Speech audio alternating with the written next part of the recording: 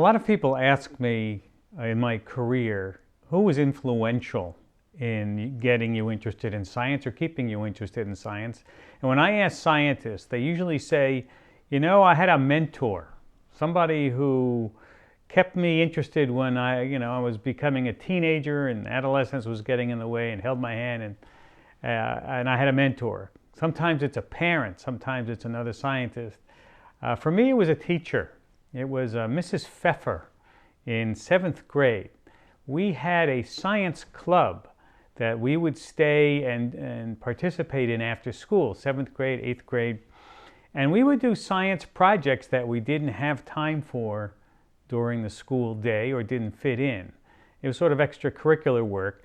And so Mrs. Pfeffer would come up with science projects. They could be biology, they could be physics sometimes.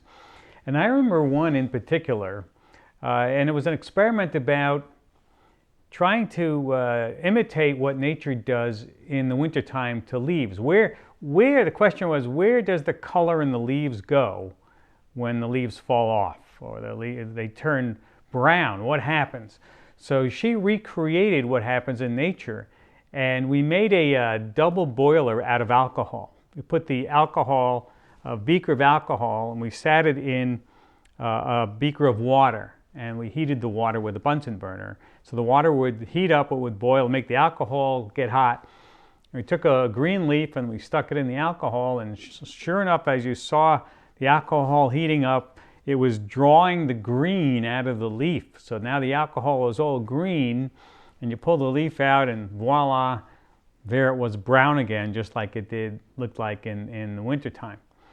So I said, I got to try this thing at home, because I'm like a handy guy. I like to experiment and do experiments. I used to do stuff in the basement in my kitchen. This was a kitchen project, not an electronic project, which I used to do in the basement. Anyhow, so I set this whole same thing, situation as we had in class.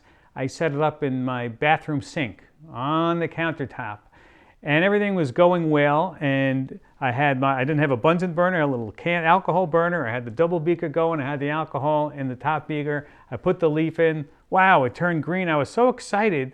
In turning to grab for something, I knocked the beaker of alcohol over onto the countertop of the sink. I knocked the flame over on top of it. So now I had a blue flame of alcohol racing down the corner of the sink, heading down the countertop. Nothing else was catching fire. So I was getting upset and excited. So I'm in the bathroom. I pulled the towel over. I wet the towel. I start beating the flames to get them out. And my mother, who's downstairs, hears the commotion going up in the bathroom, and she yells, "Hey, is everything okay? Is there something going on up there?" And I said, "No need to come up, Mom. I've got everything under control." And sure enough, I was able to put the flames out before she ever knew that she had a bathroom fire going on there. And I used to tell that story enough times that I think she once heard it on the radio after I'd spoken about it on various programs I was on. But it just shows you that there is a need to have a mentor, needs to be somebody who will help you stay interested in science, because you may not be getting it during the day in classrooms. You may be getting it outside of school. And in fact, there is research now that shows most people learn their science informally. You only learn science, a few percentage of your time is in school, but most people are learning their science outside of the classroom, either in science museums, online, nature hikes, wherever they're going. So outside of the classroom, informal science is a very, very important place to be learning science.